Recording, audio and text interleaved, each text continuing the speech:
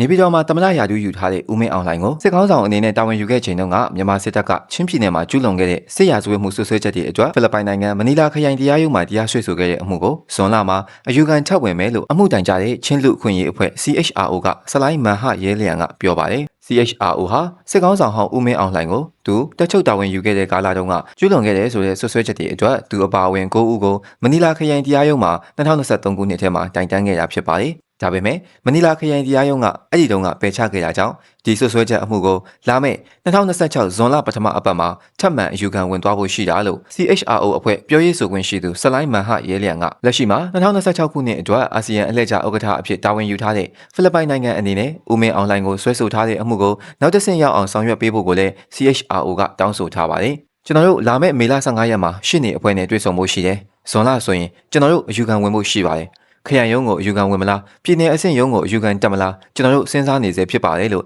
ဆလိုင်းမန်ဟရဲလျံကပြောဆိုထားပါတယ်ခင်ဗျာ